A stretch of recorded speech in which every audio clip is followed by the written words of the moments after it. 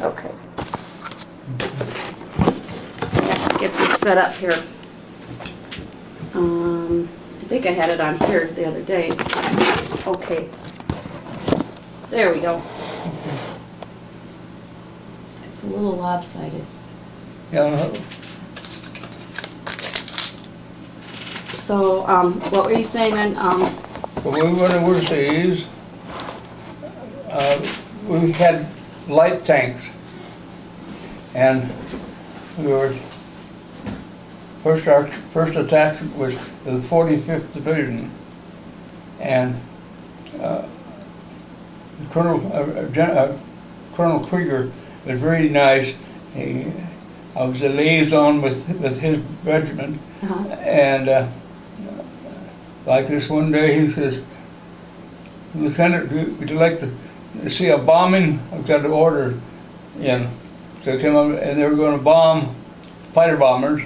And some of this, you have to be careful, because a lot of these big errors were because of the Muskegon black group. I know they strafed us twice there at Rome. Yeah.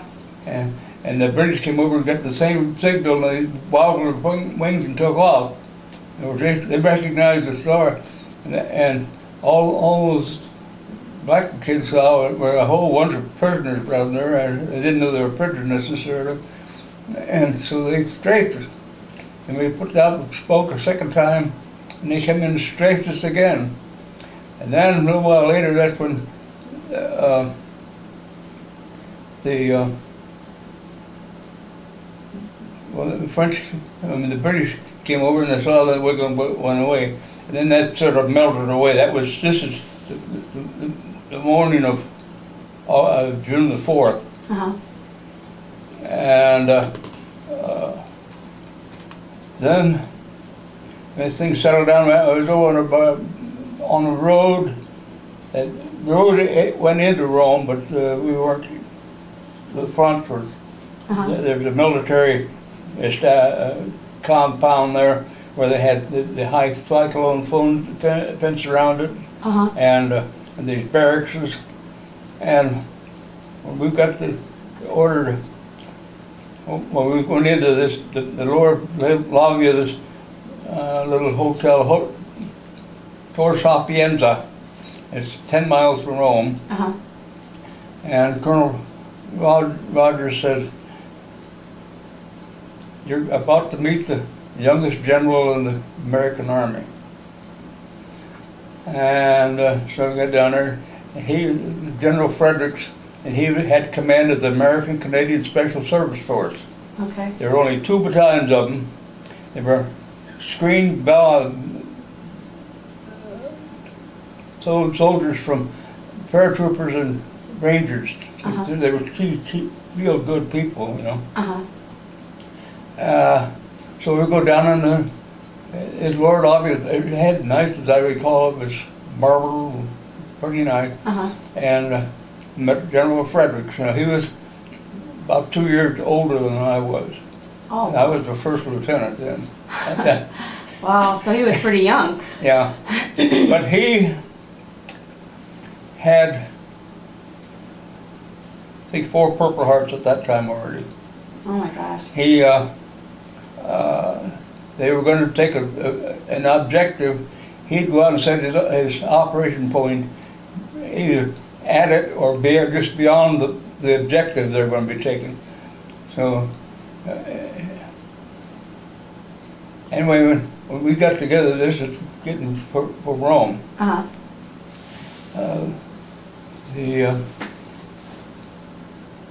was attached to the Canadian regiment, and so the commander is a blonde, about close to 6 foot, very easygoing, and so we started what we had was common that we could build our communication with. We didn't have compatible radios or anything. So I says, well, we'll do it the old-fashioned way, I guess. It'll be by hand signals or I'll send runners. Okay. So that was at about it was about probably 10 o'clock in the morning, and so they set the time to kick off on the attack at 3 o'clock in the afternoon. Mm-hmm. So when back got squared away, and this the lieutenant colonel, I think, he says, well, when we start this off, we're going to be leaving. It says, you take me through the barracks area, and when you come to this open field, we'll go first because it'd be an duck place for tanks to get out and get into trouble. So you'll play it from there. So we got ready, went through. The 88th Division had this area, and we put it aside, but we went through there. We knocked down a lot of barracks. This is a military area. Okay. And the infantry started out into the field, and it was little brown grass, but it's about that high, you know, nobody would. And they become under fire. And so when they came under fire, then I moved 3rd Platoon out to get out where they were and take the lead. And well, the first thing you know, I had one tank got knocked out, and Joe K. Wright, was a real good soldier, and everybody loved him.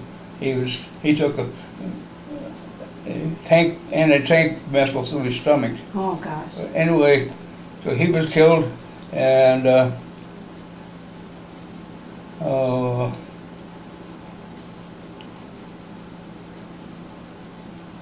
the Italian member of the group had his leg shot off just below the knee. But then, you know, you can't fire at something you don't see or don't know where it is. Right. So put the word out, watch for fire. And to Bert Bulen, who was an excellent gunner and had fast reflexes, he spotted a flash coming from a haystack. Okay. He said he came from a haystack, and there were 4 haystacks there. Well, in 3 minutes there were 4 haystacks, but they turned out to be 4 tanks. Oh gosh. So we knocked out 4 tanks there, and then we started. And they had this, as I say, this is a military area, and they had it was enclosed in a cyclone fence, about 7 foot high, barbed wire on the top. So Lieutenant Orient started moving out, and he got out. They were just going to knock that fence down for the infantry. They're supposed to have infantry trying to climb over fences when all that machine guns fired on. So he went out, and they just got far away, and a big red ball of fire went down in front of his tank, his tank missile. And so he backed off, and I says, well, we're going to watch for real close, but you're going to get out. Don't go quite as far, and then when they fire, you can back off again. So that's what he did, and they fired, and this infantry, these are crack infantrymen, this one of them stands up and fires 3 times, and he points to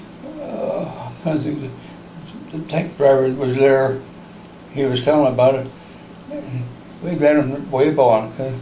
So they came and we knocked that barbed wire, that fence down. And then they overwhelmed them with our tanks and gunfire.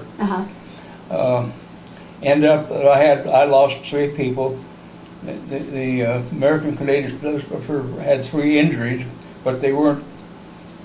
And when I got to the position where all this firing had come from, there was a German lieutenant, redhead. I don't know how tall he was because he was laying on his butt. He had the leg shot off, and he had already been all dressed. That American Canadian Service, they dressed, made all treated the wound, wrapped it, put everything in on there. He was all set to go.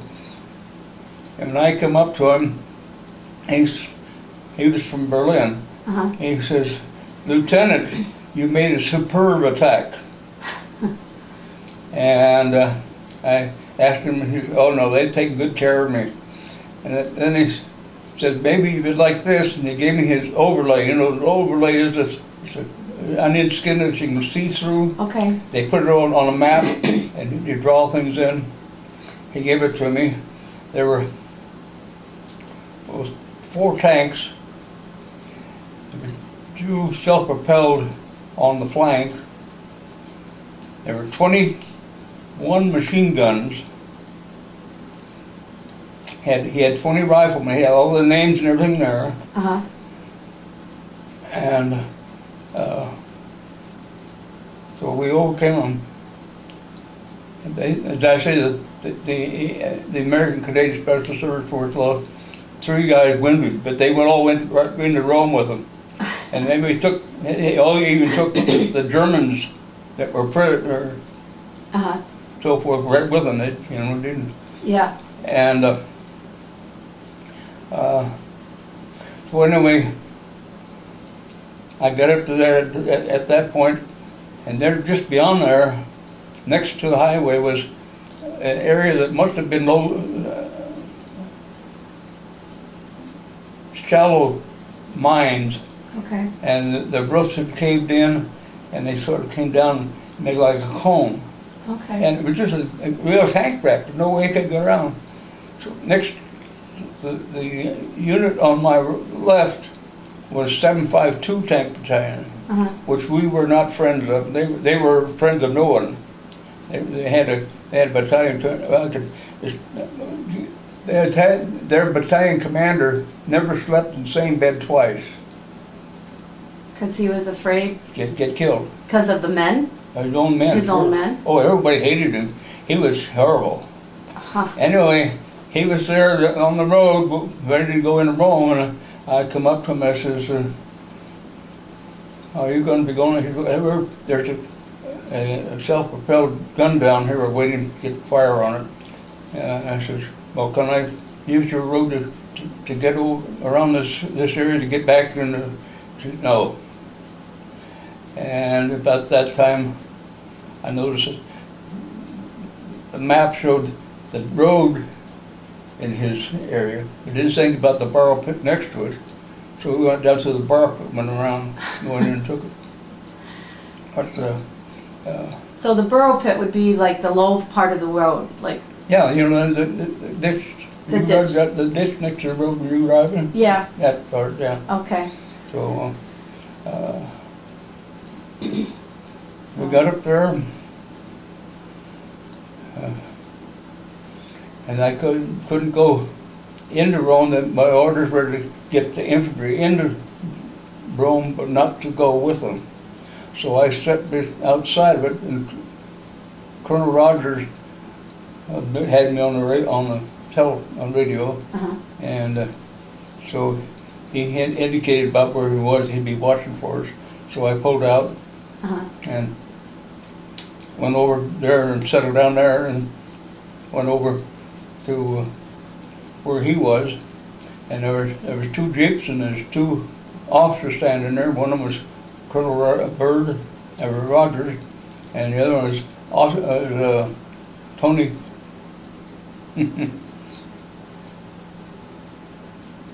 His Italian name. He was the battalion surgeon. Uh-huh. He was a heck of a nice guy. And came up to me and gave me a bottle of Old Granddad, about half empty. Uh-huh. But before I drank it, Rodgers read the order. He had the order that made me a captain. Oh. So that was a big deal. Then Sarno took on his company captain bars and stuck it out of my lapel on my. So then we stayed behind.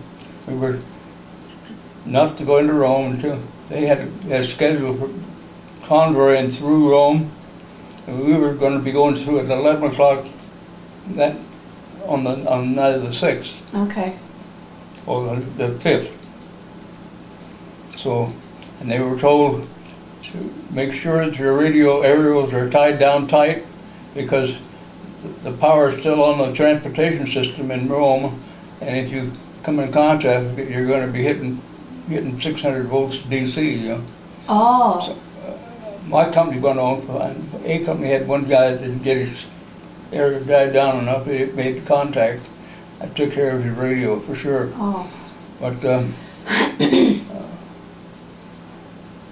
yeah.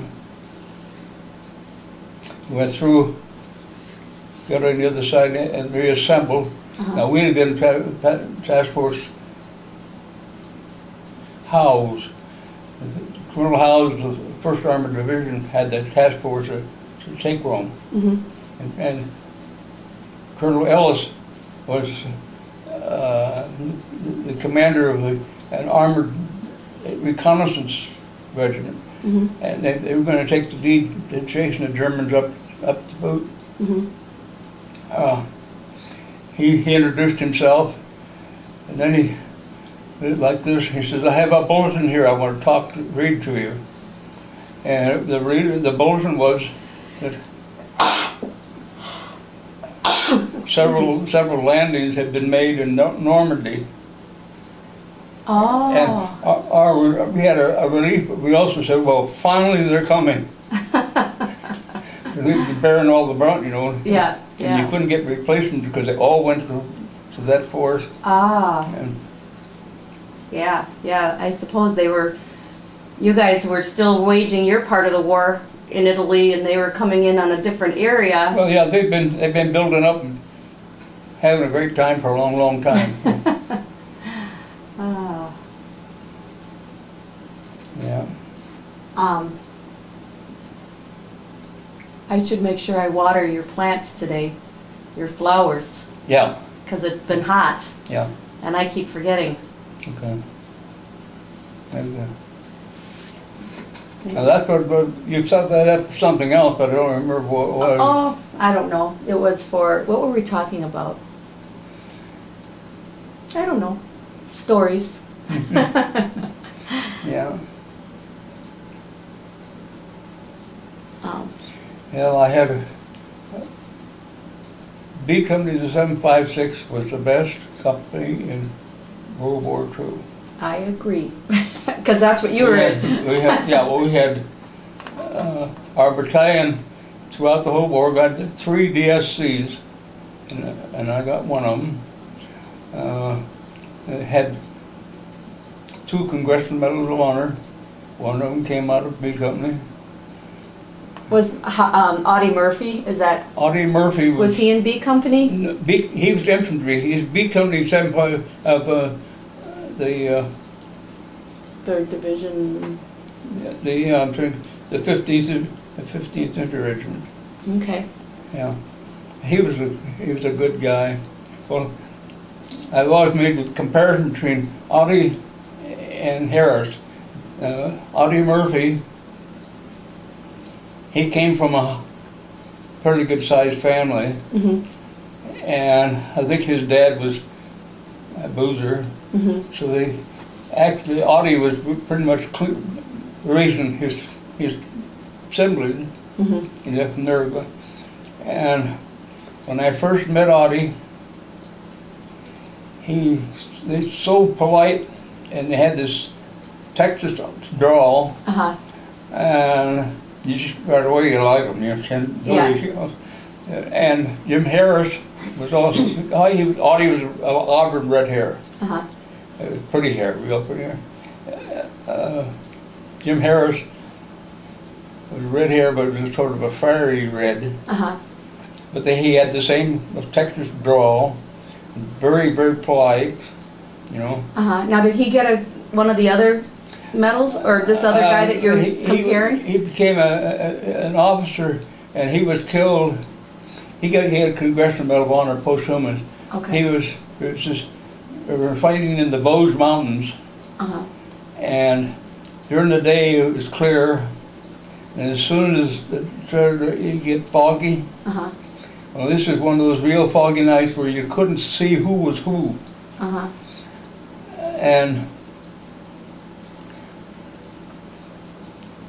a German tank patrol came down, and the infantry battalion was concerned, and Jim went out to take care of the tank, and then he had one of his, he was a platoon leader, he had one of his tanks was someplace else, so he didn't want to make sure he didn't fire on it and find out it was his own tank, so he had to get up close enough. And when they finally, the Germans made the identification first, and they fired, knocked out his tank, and he got wounded badly, and he wouldn't leave his crew until they were taken care of, the ones that were wounded. And he lost too much blood, so he died there. Oh. But they had the same type. They were really fine soldiers. You couldn't ask for better soldiers. Yeah. Yeah. Yeah. They had, well, I'll give you an idea. After Casino, we were attached to the 85th Division. And when they started, I didn't realize this part until later. The general commanding the 85th Division did not like tanks, but the 756 was attached to him. Mark Clark attached to him, and so they started off. All the effort in getting ready and so forth was up to Colonel Rodgers. And he reconnaissance to try it out, you know. And we went down, we found out that it was a real bad area, whether we could drive through it or not, didn't know. So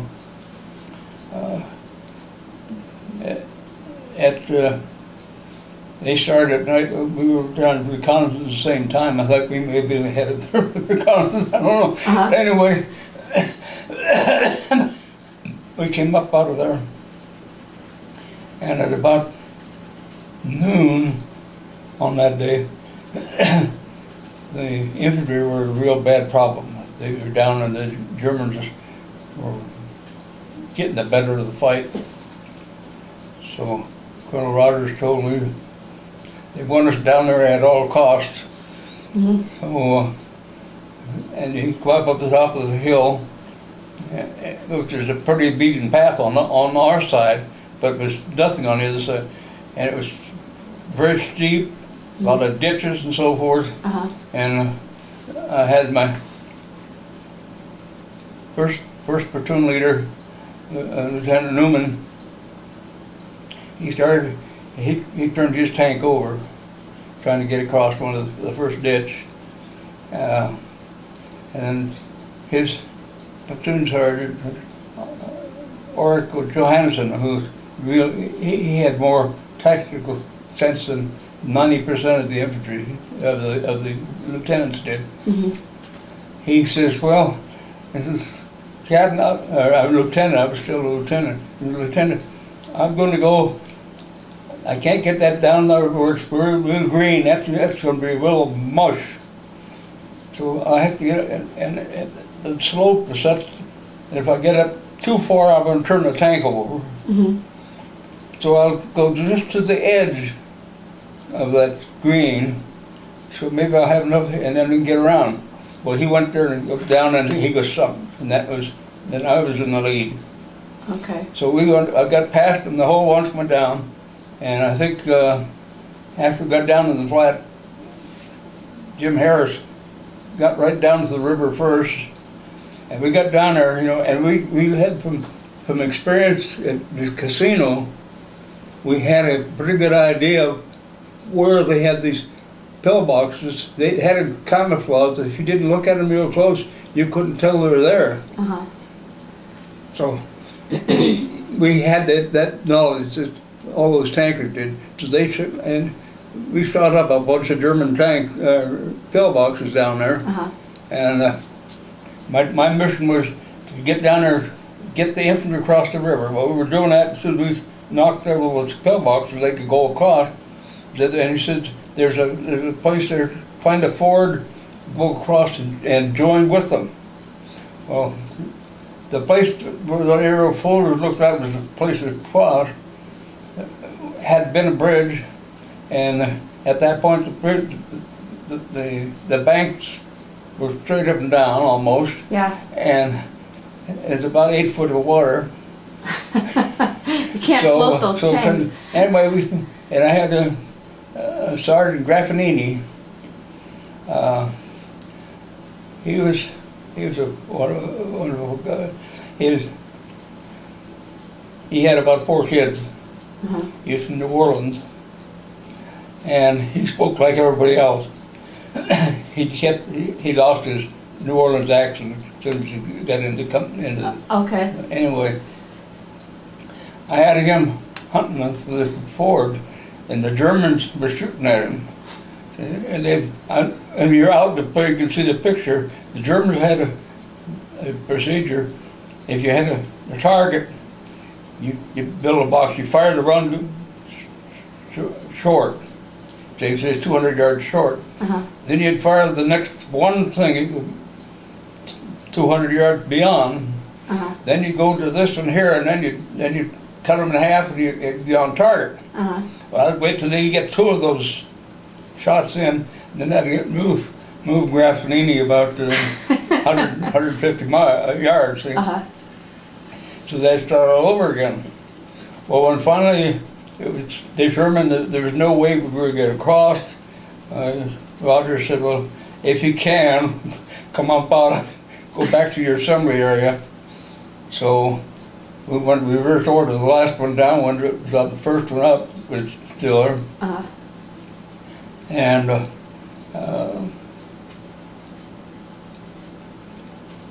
when the Graffagnini was no longer searching, he went up. They all went up, and then that's me there.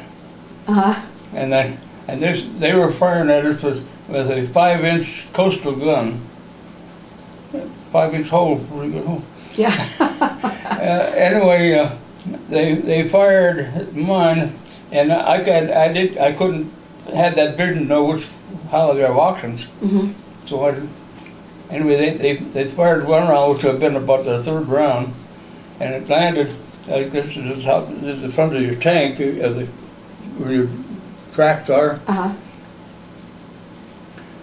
It lived just right on the ground, right underneath that. Okay. It took and gouged out the armor plate about that high. Oh wow. About this long.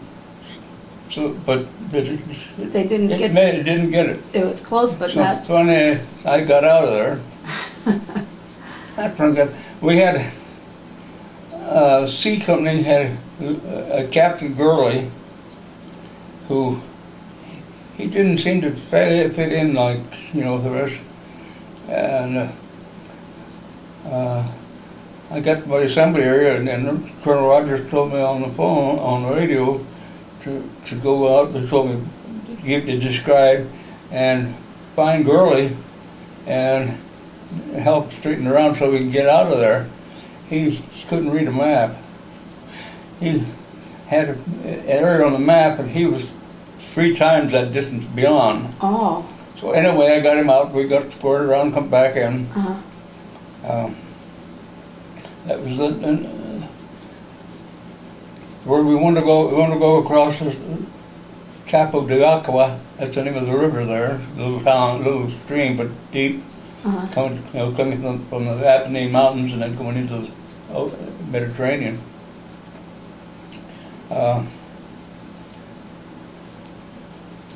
But that just almost too much. You couldn't have got across with tanks. You tried to cross, you'd be bugged down and never get out. Yeah. So their engineers, the 34th Division, were knocking down the banks and trying to, and they cut a lot of trees down and laid them in, and so forth. They finally got it to where we go across. So that morning, I was told I was going to lead the parade. Oh, gosh. So I had, A Company was over on the coast, Uh-huh. and when this attack took place, they were still tied up there.